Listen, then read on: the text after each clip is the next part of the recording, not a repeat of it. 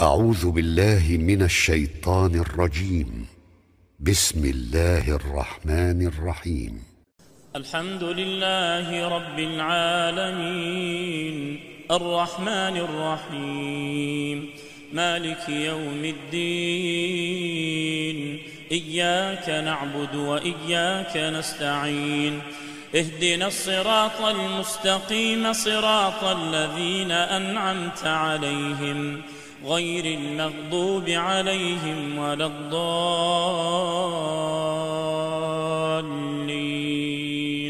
آمين.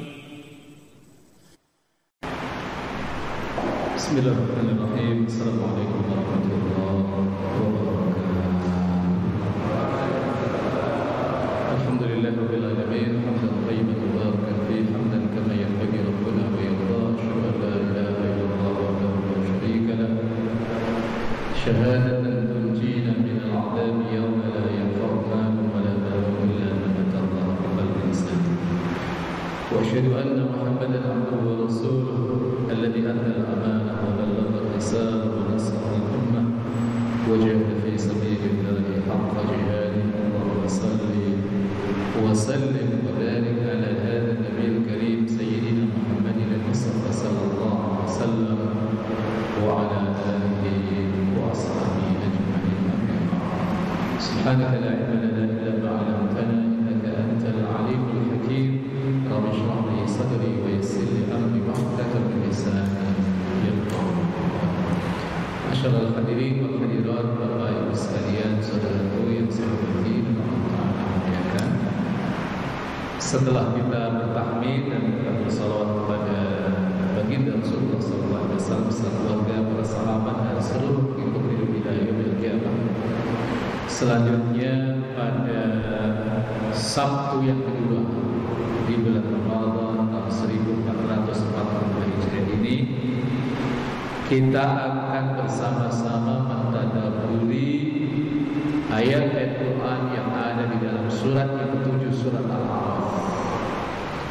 Ayat yang ke-13 sampai ayat yang ke-17.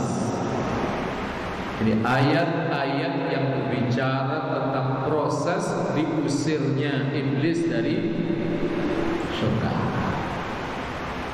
Allah Ta'ala berfirman, A'udzu billahi minasyaitonir rajim. Bismillahirrahmanirrahim.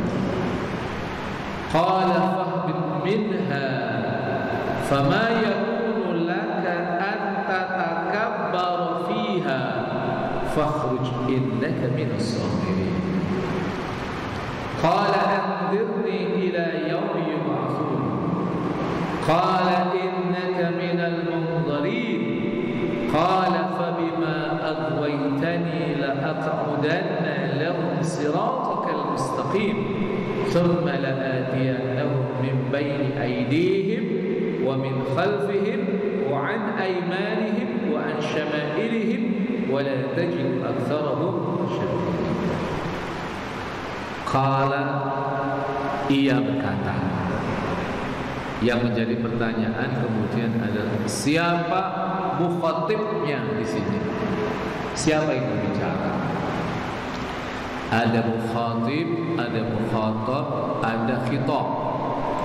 Mukhatib itu orang yang berbicara, tapi kalau ayat Quran tentunya adalah Allah Rabbul Alamin. Mukhatabnya yang diajak bicara siapa dalam konteks ayat ini adalah iblis.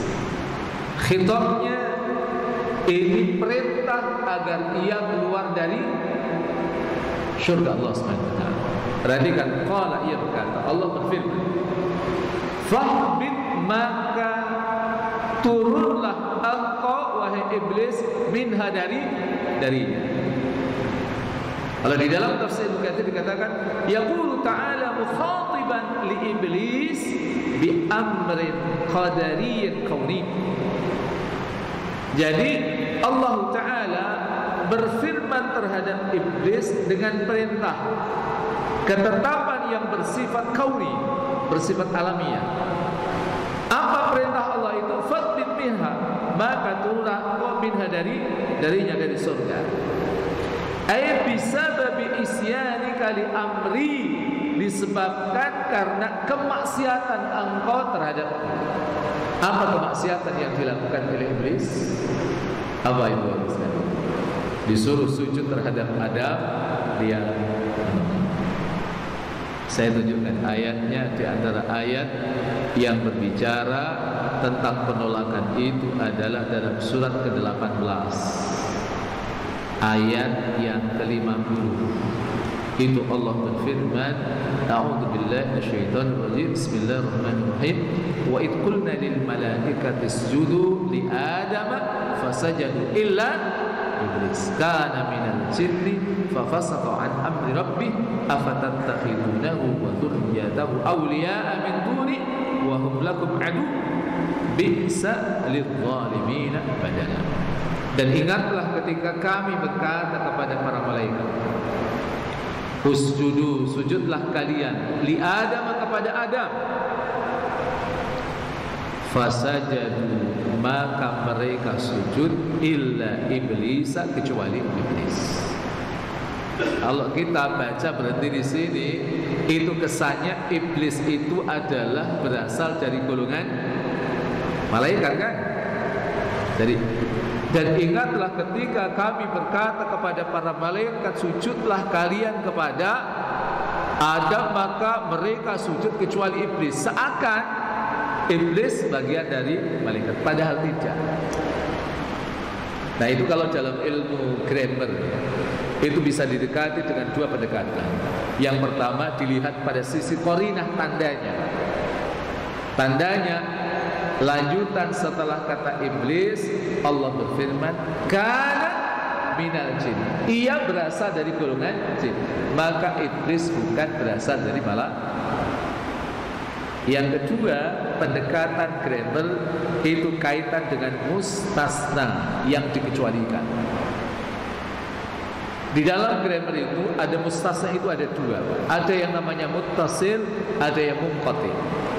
Muttasil itu yang dikecualikan, itu bagian dari kelompok besar yang disebut di depannya.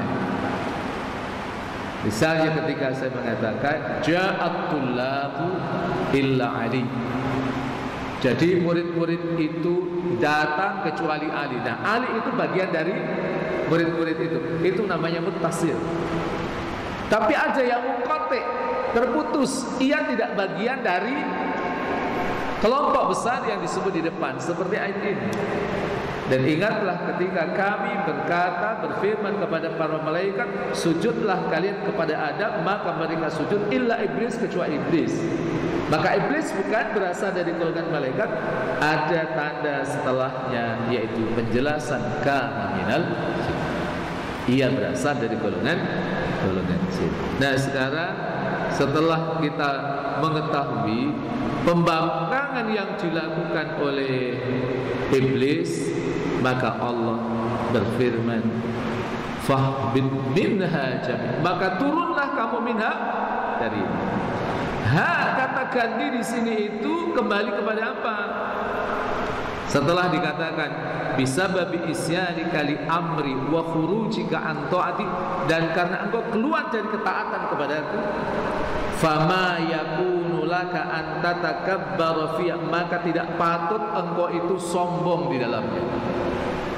Maka nanti di surga itu tidak ada orang-orang sombong.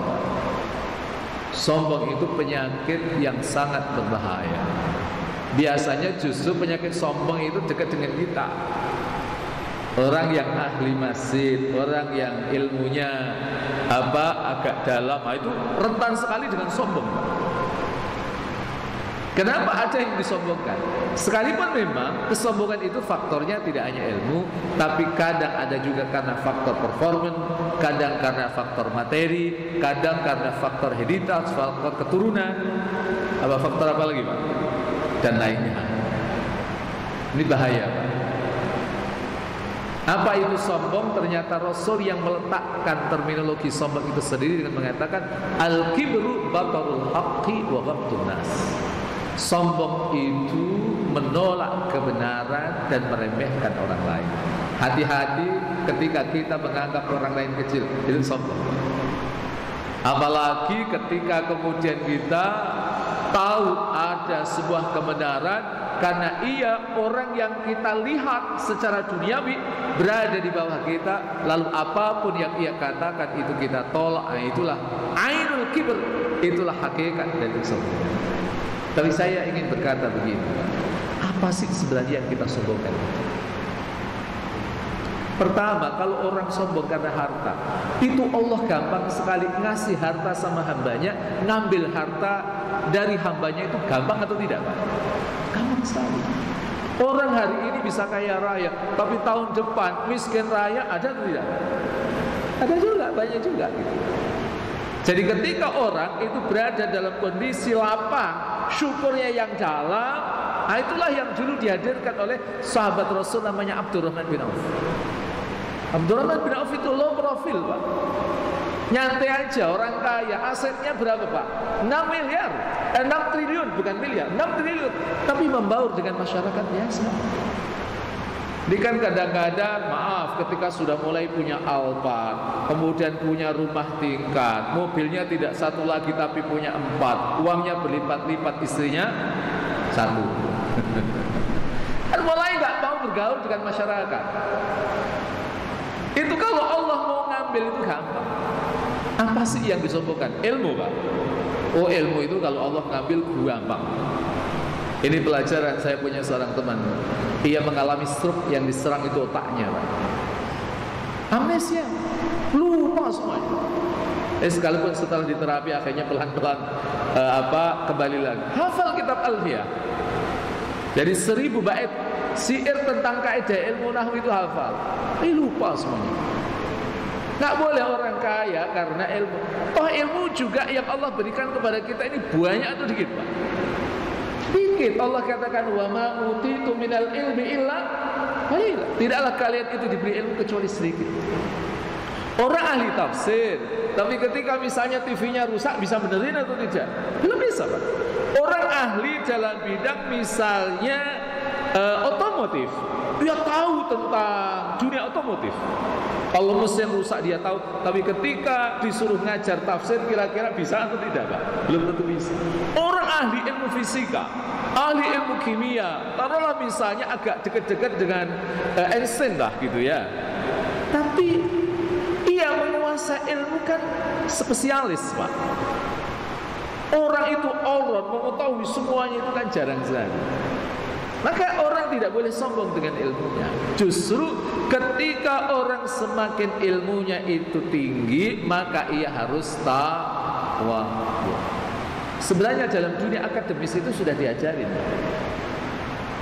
sudah diajarkan. Gak boleh kita mengatakan penulis mengatakan pendapat penulis itu, kalau kita nulis disertasi itu gak boleh, Pak.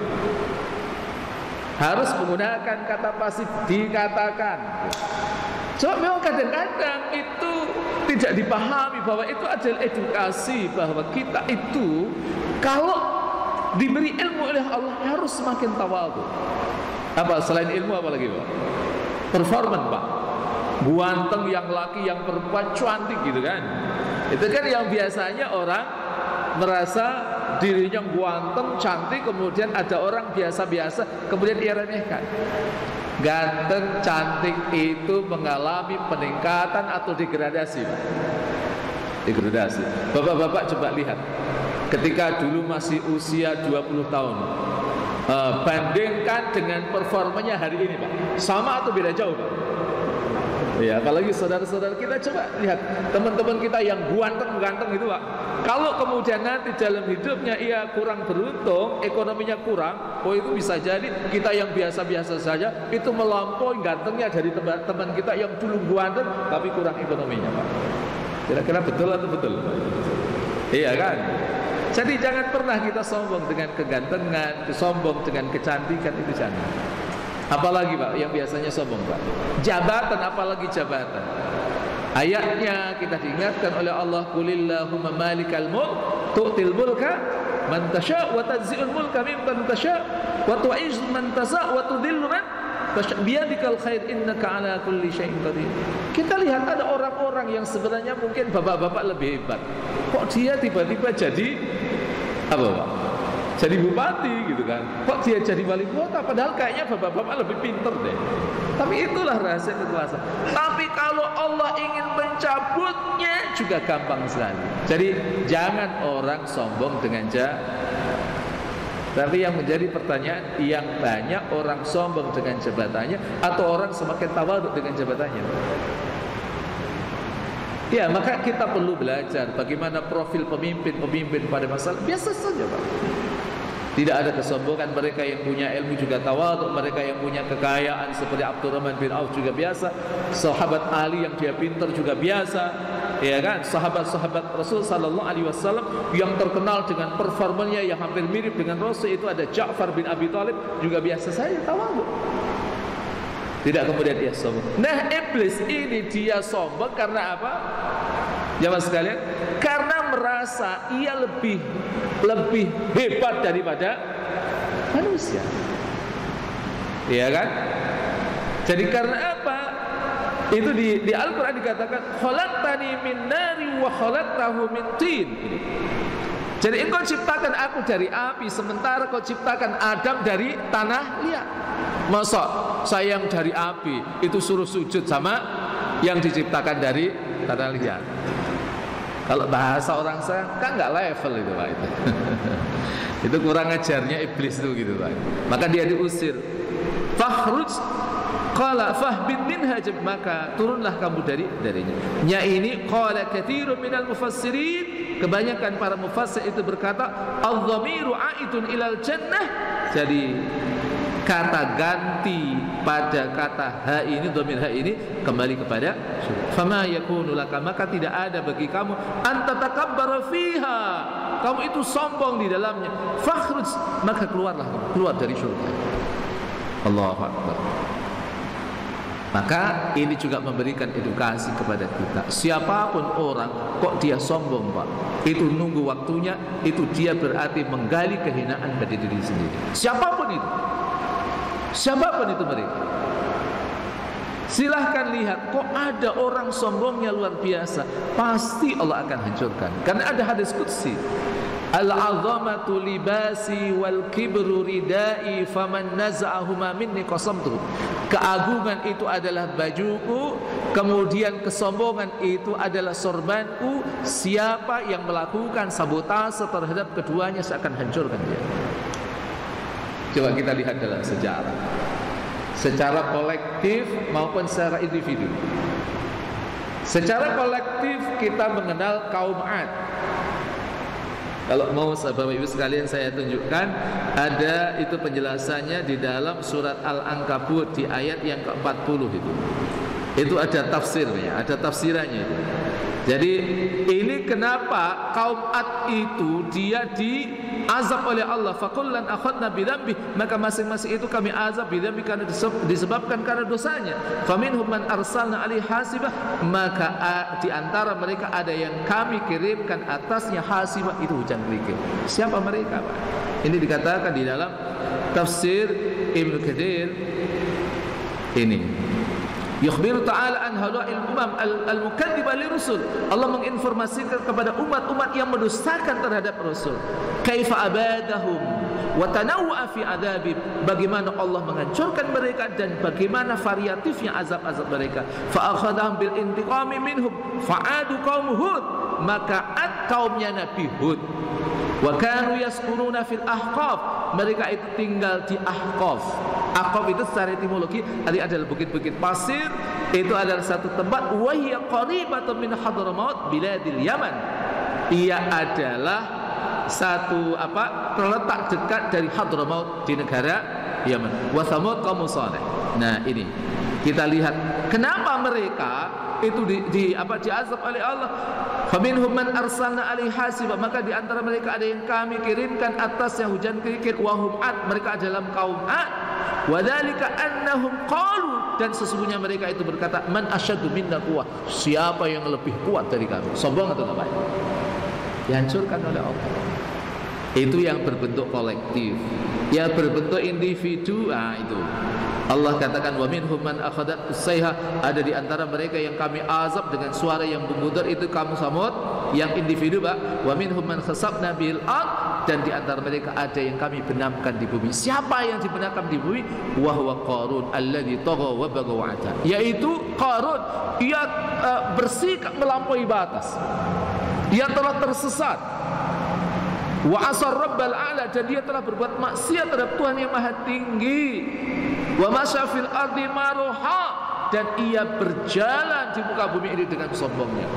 Satu kesombongan Fir'aun adalah ketika ia tidak melegitimasi harta yang Allah berikan kepadanya, disandarkan kepada Allah, tapi ia menyandarkan kepada kecerdasan bisnisnya, kecerdasan finansialnya. Itu Qarun, hancur. Saya ketemu dengan beberapa orang juga yang semula itu berhasil, tapi kadang-kadang kalau orang berhasil itu ngajinya kurang. Itu kan maaf, kadang bicaranya itu nggak bisa mengontrol, sehingga ada unsur kesombongan. Nggak lama setelah ambruk, ambruk. Padahal sebelumnya meroket, itu usahanya meroket. Ternyata mulai ia berbicara tidak terkendali. Maka saya selalu berkata bahwa kaya itu dianjurkan oleh Islam, dan Islam itu memandang harta itu positif kok. Coba Bapak Ibu sekalian buka dalam surat ke-100, Pak. Surat 100 surat apa, Bapak? Masya Allah, surat 50 deh, kalau 100 nggak tahu gitu. Namanya surat Al-Adiyat, ayat yang ke apa? Yang ke berapa itu? Ke-8 ya. Allah katakan wa innahu lihubbil khairi lasyadid. Ya, ini ayat yang surat yang ke-100. Al-Adiyat. Di situ Allah katakan wa innahu lihubbil khairi lasyadid. Ayat yang ke-8. Sesungguhnya ia manusia cintanya terhadap harta itu sangat kuat. Kenapa para ulama mengatakan harta itu prinsipnya baik? Karena harta itu diungkapkan dengan kata khair. Khair itu secara bahasa artinya adalah baik. Maka asal harta itu baik. Maka agar harta itu senantiasa baik melekat pada diri kita, maka kita harus senantiasa memaintain spiritualitasnya. Kalau tidak, kita tidak terkendali dan akhirnya kita sombong, dan itu Allah akan hancurkan kita. Baik, jamaah sekalian rahimakumullah wa a'azzakumullah ta'ala. Kita kembali kepada surat Al-A'raf. Jadi Allah Ta'ala firmankan, ini fakhr innaka minas saghirin, sesungguhnya engkau termasuk orang-orang yang kecil.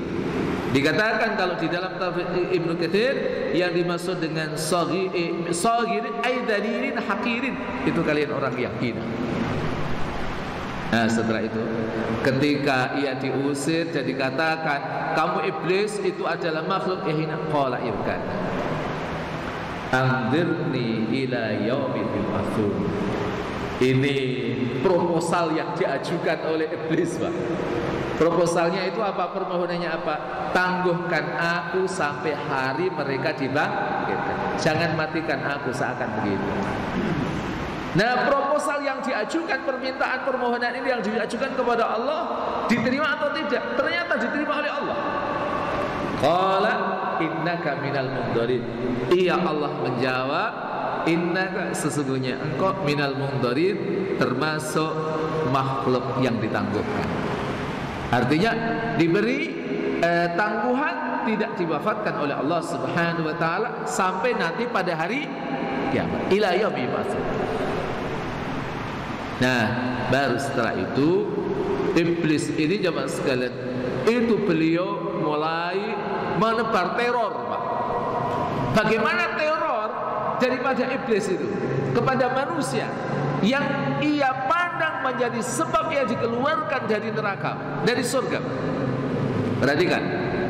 Qala fa bima aghwaytani la aqudanna lahum siratakal mustaqim. Qala, ia berkata. Dia berkata siapa, Pak? Iblis.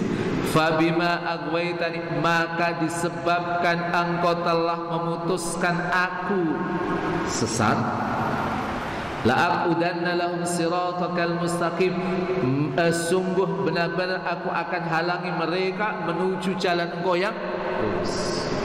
Kita merasakan itu atau tidak, Pak? Betapa beratnya ketika kita ingin melakukan ketaatan kepada Allah. Bapak-bapak sekalian, coba kalau sedang baca Quran, pertanyaan saya itu sering lancarnya atau sering ngantuknya? Halo? Kalau bapak ibu sekalian sedang ngaji seperti ini, itu sering ngantuknya juga atau sering dengerinya, Pak? Halo? Iya kan? Itulah iblis itu begitu, Pak. Kita akan dihalangi dengan berbagai manuver bagaimana agar kita tidak berada dalam jalan yang benar. Jadi saat ngaji, Pak, ngantuknya luar biasa. Tapi anehnya nanti habis ngaji sugernya luar biasa. Betul atau itu? Betul itu. Masya Allah, itu iblis luar biasa. Itu teror itu sudah ditebar berabad-abad yang silam gitu kan. Coba Bapak Ibu sekalian, ketika kita misalnya ingin qiyamul lail, sudah sholat tarawih, sudah kita tutup dengan witir, setelah itu kita ingin melakukan sholat malam, boleh atau tidak? Boleh. Tapi jangan ditutup dengan sholat witir kalau malamnya tadi sudah sholat witir, sudah sholat malam aja. Tiba-tiba sambil nyiapin sahur, ternyata iseng lihat TV, Pak. Ternyata ada pertandingan bola Real Madrid sama Barcelona, Pak. Pertanyaan saya, kalau bapak-bapak ini tolong dijawab, kira-kira pilih sholat malamnya atau pilih bolanya, Pak? Halo? Atau sholat sambil nonton bola gitu? Biar dapat dua-duanya gitu. Tapi ini kah manusia, Pak? Jadi kalau kemudian pilih nonton bola berarti sudah jatuh pada perangkap iblis. Banyak. Jadi ikhtiar usaha yang dilakukan iblis berlapis-lapis. Bahkan ini manuvernya dijelaskan. Tsumma la'atiyannahum min baini aydihim wa min khalfihim wa an aymanihim wa an syama'ilihim wa la tajidu aktsarahum syakirin. Dikatakan tsumma la'atiyannahum, kemudian benar-benar aku akan datangi mereka min baini aydihim, dari arah depan mereka. Yang dimaksud dari arah depan itu apa? Nah, dijelaskan oleh Imam Ibnu Katsir rahimahullahu taala ini. Tsumma la'atiyannahum min baini aydihim, kemudian benar-benar aku akan datangi mereka min baini aydihim, dari arah depan mereka. Usyakikuhum fi akhiratim, aku akan ragukan mereka dalam urusan akhirat. Jadi urusan akhirat ini iblis itu meragukan kepada kita. Enggak ada itu yang namanya hari kiamat, itu enggak ada. Coba dari dulu enggak kiamat-kiamat. Enggak ada yang namanya hari kebangkitan, itu enggak ada. Apalagi kebangkitannya internasional, yang ada kebangkitan nasional saja. Gak ada yang namanya yaumul mahsyar, gak ada itu yang namanya sirat, gak ada itu yang namanya surga dan neraka. Itu iblis meragukan kita semua. Bahkan ketika kita menginformasikan adanya peristiwa-peristiwa masa depan, peristiwa di hari akhir, itu kita dituduh menjadi peramal masa depan. Ada yang begitu atau tidak? Ya, padahal itu yang mengatakan adalah Allah. Kita hanya menyampaikan firman Allah, tapi kenapa kemudian kita dituduh sebagai peramal masa depan? Bukan peramal masa depan, itu informasi Al-Quran, dan informasi Al-Quran itu pasti benar. Pasti benar. Dan konsekuensi ketika seseorang itu ragu terhadap peristiwa hari akhir, pasti dia akan terbelenggu dengan kemaksiatan kepada Allah Ta'ala. Dan kenapa kita siang-siang seperti ini kok duduk di majelis ilmu? Satu di antaranya adalah keyakinan kita akan hari akhir. Kita akan meninggal, nanti ada hari kiamat, nanti ada hari kebangkitan. Kita ingin wajah kita tidak biasa-biasa saja, maka kita ikut ngaji, baca Quran kita. Kenapa kita tidak satu hari satu juz, tapi kenapa 2 juz, kenapa 3 juz? Wajah kita itu pengen berseri-seri, Pak. Karena apa, yang baca 1 juz dengan yang 2 juz, yang 3 juz, nanti kira-kira wajahnya berseri-serinya sama atau beda? Beda. Kalau sama saya kira milih yang 1 juz semua itu. Makanya kalau para sahabat itu kan Masya Allah, ya nggak usah sahabat lah, Imam Syafi'i itu kalau Ramadan itu kan baca Qur'annya khatam 60 kali Pak. Jadi 30 kali dalam sholat beliau, dan di luar sholatnya itu 30 kali. Masya Allah. Karena apa? Beliau tahu betul, yakin betul tentang peristiwa Yaumul Qiyamah. Kenapa kita mati-matian berikhtiar semaksimal mungkin melakukan ibadah, melakukan amal-amal saleh? Karena kita meyakini nanti ada yang namanya Yaumul Hisab, ada proses auditing amal, ada yang namanya mizan, di mana amal kita nanti ditimbang. Itu kita yakin. Kita ingin menjadi kelompok yang disebut oleh Allah, fa amman man thaqulat mawazinu fa huwa fi 'ishatin. Kita ingin timbangan amal kebaikan kita itu mengalami surplus sehingga layak kita mendapatkan keridhaan dari Allah. Itulah kenapa kita mati-matian berikhtiar semaksimal mungkin di dunia ini melakukan amal saleh. Jadi ini pentingnya kita meyakini peristiwa yang akan datang, peristiwa akhir. Setelah itu Allah katakan, setelah wa an aymanihi min baini aydihim adalah wa min khalfihim. Apa yang dimaksud dengan wa min khalfihim? Dikatakan di dalam tafsir Ibnu Katsir itu beliau mengatakan uraghibuhum fi dunya. Aku akan buat mereka senang dalam urusan dunia mereka. Maka jangan kaget kalau kemudian ada orang-orang yang setiap hari yang dipikirkan dunia terus. Mana yang lebih banyak Pak? Yang mikirin dunia atau mikirin akhirat Pak? Atau yang mikirin dua-duanya Pak? Iya kan? Dunia itu bukannya tidak penting, iya penting, tapi ada kehidupan yang lebih penting dari dunia, yang tidak lain adalah akhirat kita. Silahkan kita pikirkan dunia kita, tapi bagaimana ketika dunia itu sudah kita gapai, kita konekkan dengan akhirat kita. Itulah cara logika berpikir yang diajarkan oleh Al-Quran, yang diajarkan oleh Rasulullah SAW. Maka sahabat-sahabat ketika dunia itu sudah digapai Pak, itu mereka enteng urusannya terkait dengan dunia. Tidak ada ceritanya mereka karena urusan bisnis kemudian mereka ketinggalan ibadah-ibadah mereka, itu tidak ada. Bahkan mereka cukup ketat. Seperti sahabat Umar Ibn Khattab itu kan termasuk satu dari 9 sahabat yang kaya Pak, yang dijamin masuk surga. Itu kalau asar telat, apa yang menjadikan telat itu dijual dan diinfakkan di jalan Allah. Satu saat beliau sedang menengok sebidang kebunnya. Nah, waktu itu jelang masuk waktu asar, dan setelah itu beliau ke masjid, dan ternyata sholat asarnya sudah usai. Apa yang terjadi? Spontan beliau memberikan punishment terhadap dirinya. Kebun yang menjadikan saya telat ini saya akan jual dan semuanya saya infakkan di jalan Allah Subhanahu wa taala. Kira-kira kalau kita sudah kelas ini atau belum?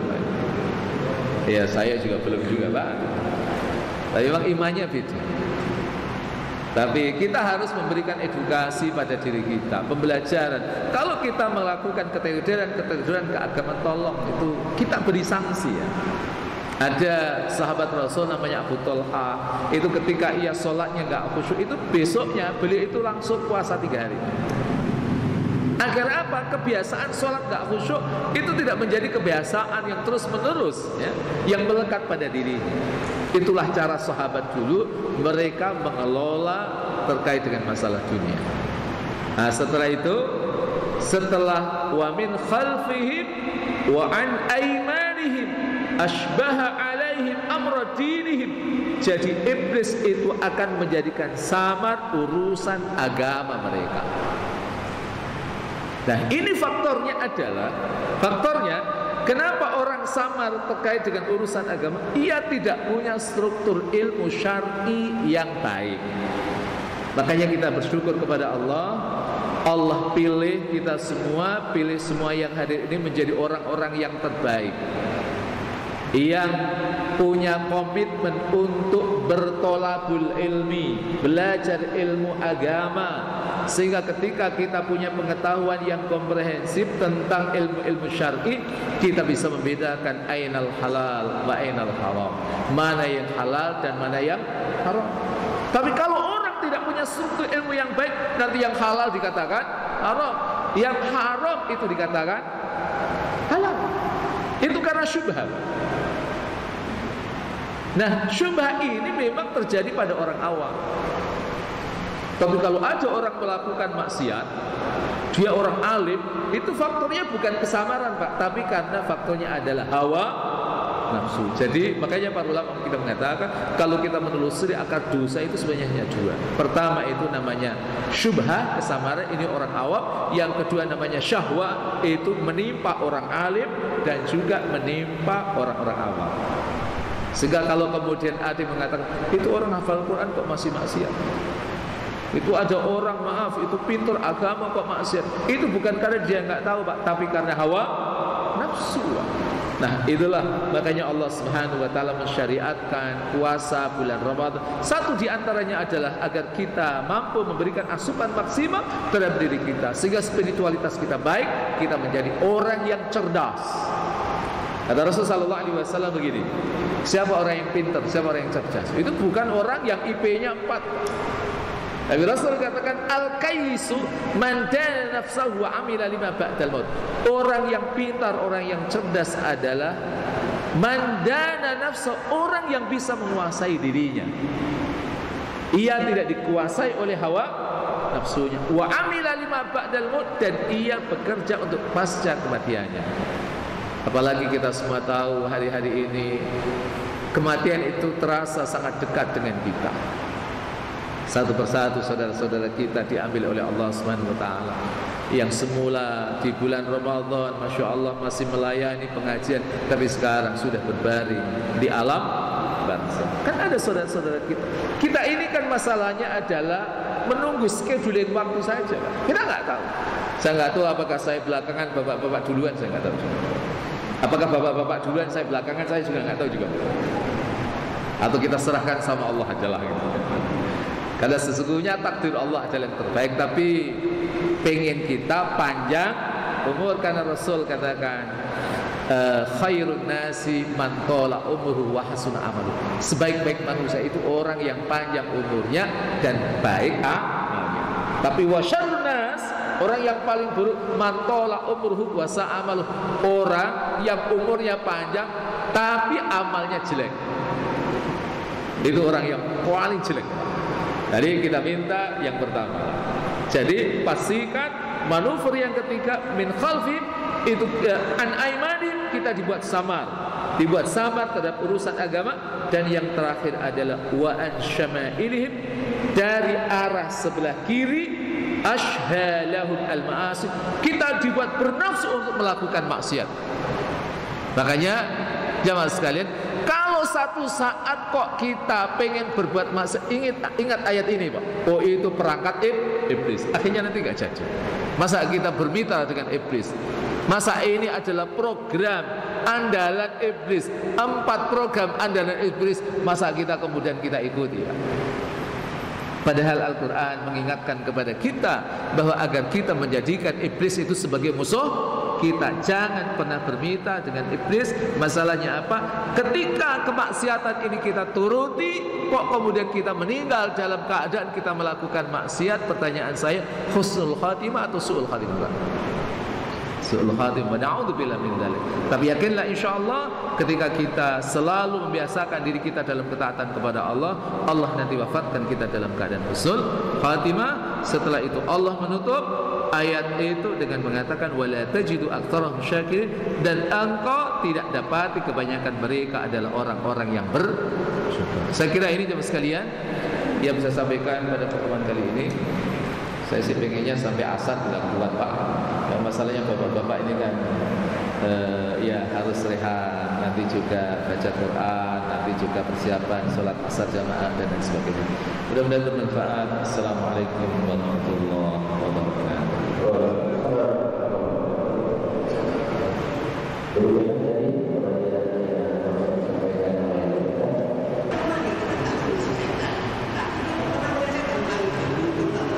Iya.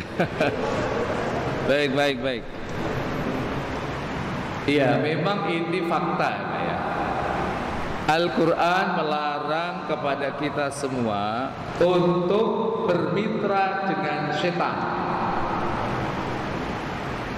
bermitra dengan iblis, tapi justru banyak yang bermitra dengan iblis, dengan setan. Padahal setan nanti di akhirat itu mereka berlepas diri. Ini ayatnya dalam surat Ibrahim pada ayat yang ke-22.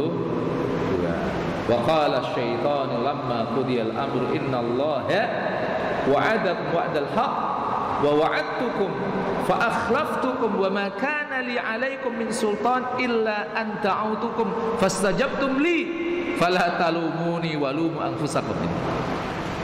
Jadi itu syaitan berkata, fala talumuni, kamu jangan mencela aku, walumu anfusakum, tapi celalah terhadap diri-diri kamu. Karena memang iblis, syaitan waktu itu ketika dunia itu tugasnya menyesatkan kita. Dan sebenarnya Allah juga sudah mengingatkan kepada kita, jangan bermitra dengan iblis, jangan bermitra dengan syaitan. Tapi kalau bedanya iblis sama syaitan kan sudah tahu kan Bapak ya, nggak usah dijelaskan kan ya. Jadi syaitan itu lebih universal daripada iblis. Syaitan ada dari kalangan manusia, ada dari kalangan jin. Jin yang iya durhaka kepada Allah itu namanya iblis. Jadi syaitan dari kalangan iblis, dari kalangan jin itu namanya iblis.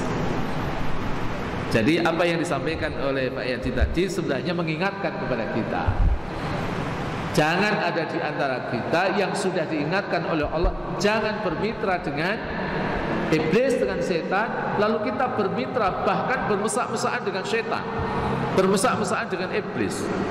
Bermesra-mesraan dengan iblis itu maksudnya apa? Program-program iblis itu kita lakukan, itu berarti kita bermesra-mesraan dengan iblis. Siapapun kita, dimanapun posisi kita, apakah pejabat atau rakyat, gubernur atau tukang sayur gitu kan, jenderal atau kopral, semuanya pastikan jangan ada di antara kita yang bermitra dengan iblis. Dan silahkan masuki ranah-ranah itu semua, tapi tetap kita berpegang pada tali Allah Subhanahu wa ta'ala. Wallahu ta'ala, saya kira itu.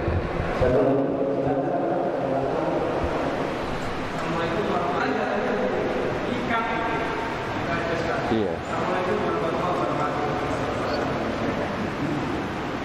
Tadi yang pertama tentang apa? Oh ya, memberikan makan orang yang berbuka puasa. Apakah kemudian pahalanya itu saat seseorang berada dalam kondisi berpuasa? Ketika waktu puasanya saja, habis maghrib nggak mendapatkan pahala gitu? Maksudnya ketika sahur kan udah malam gitu. Iya. Ketika maghrib saja. Iya. Ketika udah berlalu katakan sisa, apa itu pahalanya sama? Iya, kita sering terjebak pada pendekatan tekstual. Jadi saya ingin berkata begini, saya buat sebuah analog nanti jawabannya. Ketika Rasulullah SAW berkata begini, tidaklah ada waktu pagi melainkan ada dua malaikat Allah yang turun di muka bumi ini. Ahaduhuma yaqul, satu dari keduanya berkata, Allahumma a'ti munfiqan khalafa, ya Allah berikan orang yang berinfak itu kan.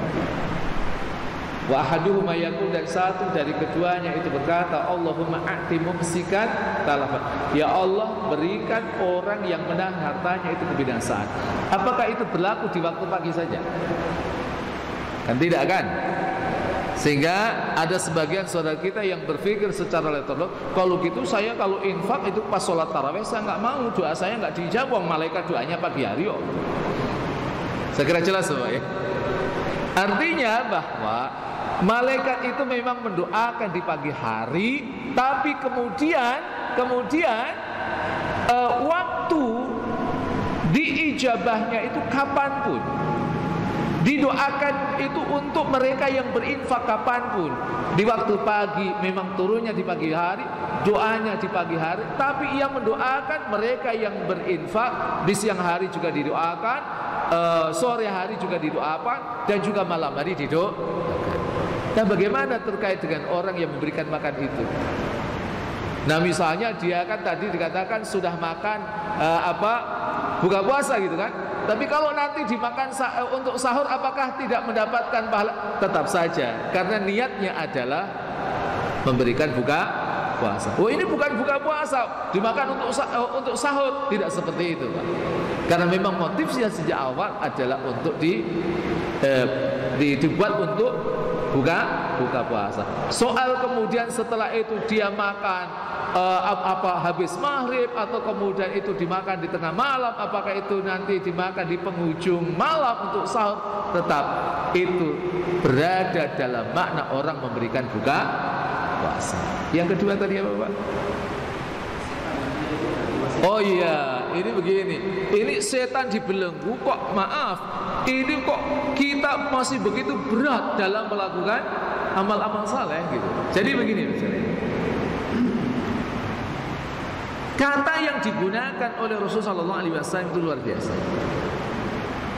Makanya kalau kita itu tahu terkait dengan masalah pilihan kata, itu pasti kita akan bisa menjawab dengan baik. Kan kata yang digunakan oleh Rasulullah SAW kan begini: idza jaa Ramadan futihat abwabul jannah. Ketika bulan Ramadan itu datang, maka surga ini dibuka pintu-pintunya. Wa ughliqat abwabun nar, pintu-pintu neraka ditutup. Wa suffidat asyayatin, dan setan-setan itu lihat kata yang digunakan oleh hadis Rasulullah SAW, setan atau iblis Pak? Setan kan?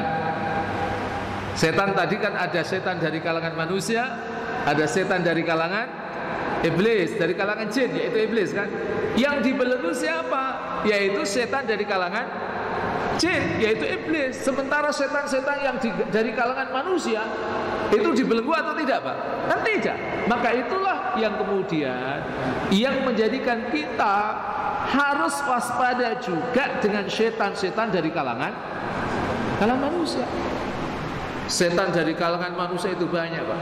Kadang ia ada di mall Pak. Maka saya sering katakan, jangan sering-sering ke mall kalau di bulan Ramadan. Pasti kalau sudah ke mall, itu mau ke Masjid Al-Furqan berat deh. Setuju atau tidak itu? Jadi kadang-kadang ada di mall, kadang-kadang ada di bandara Pak. Wah itu setannya banyak juga Pak. Tapi sekali lagi setan dari kalangan manusia. Jadi Rasul tidak mengatakan iblis tapi setan, karena setan itu ada dua, dari kalangan manusia dan ada dari kalangan jin, yaitu iblis. Maka kok kita berat? Ya, kita tidak tergoda, bisa jadi dari setan kalangan iblis, tapi setan dari kalangan manusia. Itu kan luar biasa Pak. Kita keluar dari masjid itu kan juga kadang-kadang ketemu dengan setan atau tidak Pak? Halo? Kamu ketemu juga, tapi gak usah saling menuduh satu dengan yang lain Pak, gitu ya. Wallahu ta'ala.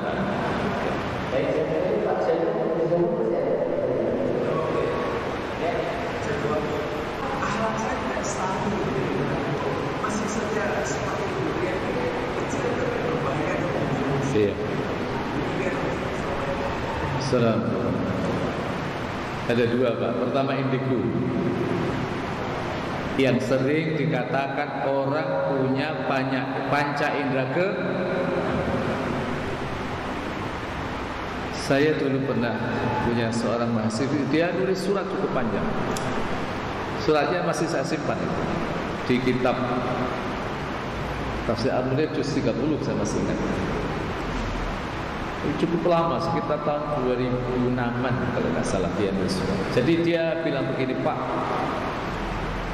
saya ini indigo. Awalnya ketika saya merasa punya indera keenam, awalnya saya bersyukur kepada Allah, saya diberikan kelebihan.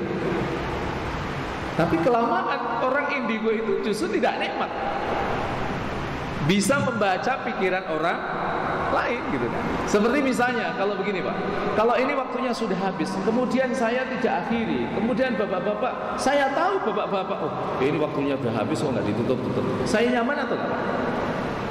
Nggak nyaman kan? Tapi karena saya nggak tahu kan, saya nyaman-nyaman saja gitu kan. Ini contoh kecil saja. Tapi kemudian beliau berkata begini, pada akhirnya saya merasa tidak nyaman. Sehingga apa yang saya lakukan adalah melakukan perlawanan itu semua, tidak meladeni keinginan jin yang mengganggu dirinya.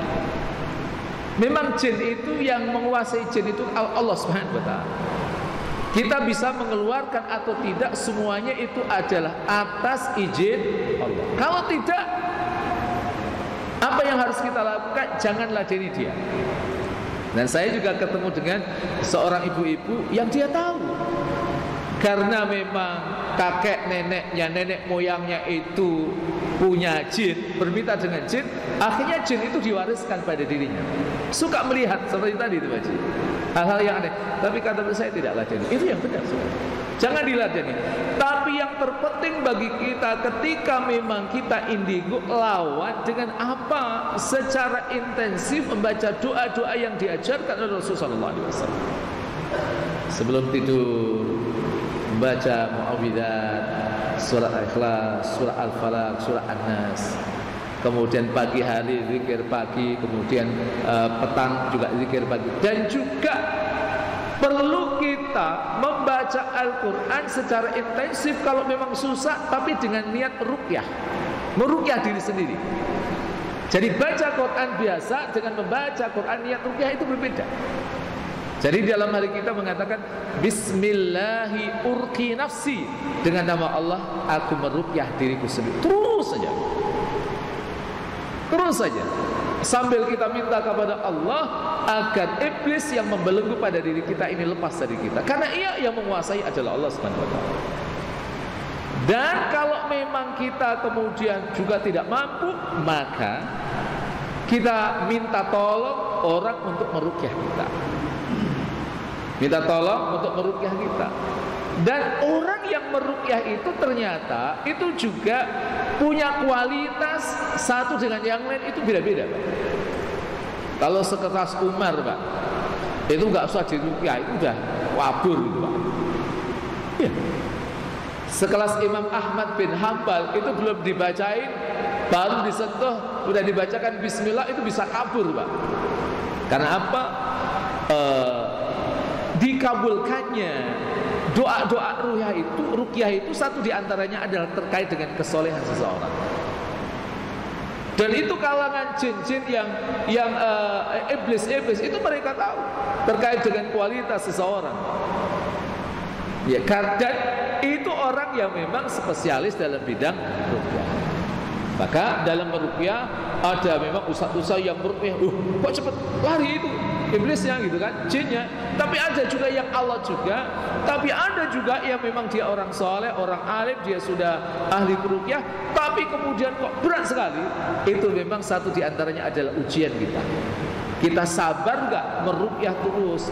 Tapi saya rekomendasikan sebelum minta tolong kepada orang lain, ruqyahlah diri sendiri dengan membaca Bismillahi urqi nafsi, dengan nama Allah aku ruqyah diriku sendiri.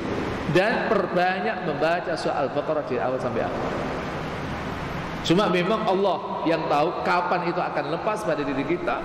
Dan kalau kemudian kita meninggal, kok ternyata ya itu kok tidak lepas, kita sudah bari, karena sudah bebas, karena kita tidak tunduk pada makhluk yang bernama jin tadi, karena ia bukan dalam kekuasaan kita. Yang kuasa adalah Allah SWT. Tapi saran saya, baca Al-Quran perbanyak, tapi satu diantaranya adalah niat ruqyah. Karena membaca Al-Quran dengan niat tilawah biasa dengan niat ruqyah itu pasti imbasnya berbeda. Itu yang pertama. Yang kedua, ini gimana orang hafal Quran kok masih riya, hafal Quran kok masih merasa dirinya the best. Itu namanya ujub, Pak. Kadang sombong. Jadi begini, kewajiban Quran kepada kita itu kan tidak hanya satu, tidak hanya menghafalkannya, tidak hanya membaca dan menghafalkannya, berusaha untuk menghafalkannya, tapi ada kewajiban yang lain. 5, Pak, kewajiban kita dapat Al-Quran. Yang pertama adalah kita mengimani seluruh kandungan ayat Quran. Jangan ada satu ayat Quran yang kita ingkari. Yang kedua adalah membaca secara rutin dan berupaya untuk menghafal. Dan alhamdulillah kita bersyukur kepada Allah, sekarang ada akselerasi para hufadzul Quran di Indonesia. Di Indonesia ini yang sudah hafal Quran itu lebih dari 2 juta. lebih dari 2 juta, dan bahkan setiap hari nambah. Sekarang setelah ditemukannya banyak metode baca Quran, hafal Quran, insya Allah luar biasa. Kalau di sini ada yang hafal Quran bisa ikut lomba di kampus saya, Pak. Dari pendaftaran besok terakhir tuh kalau anaknya ada. Tapi kuotanya tinggal 11 karena yang daftar itu tadi saya cek sudah 89 orang.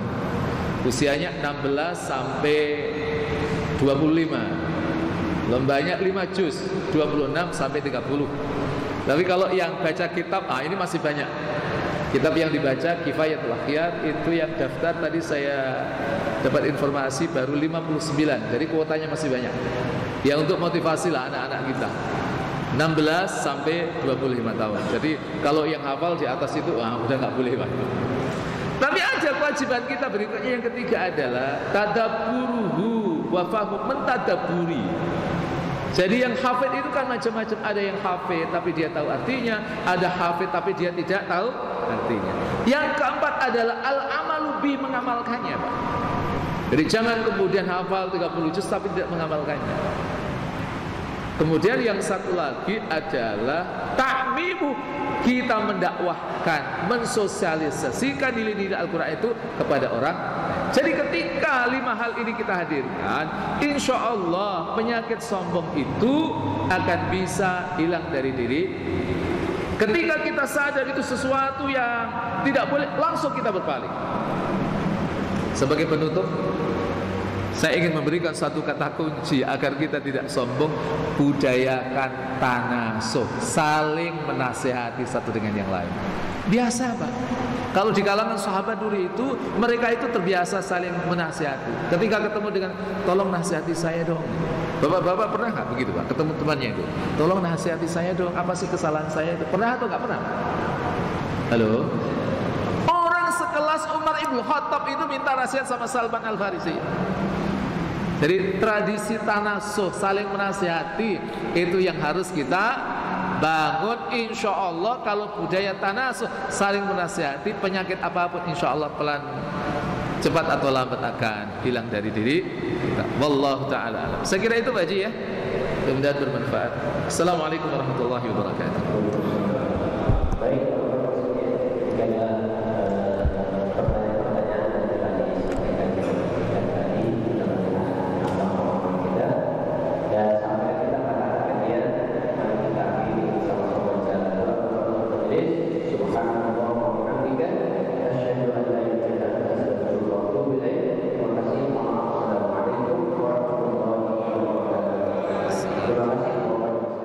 أعوذ بالله من الشيطان الرجيم.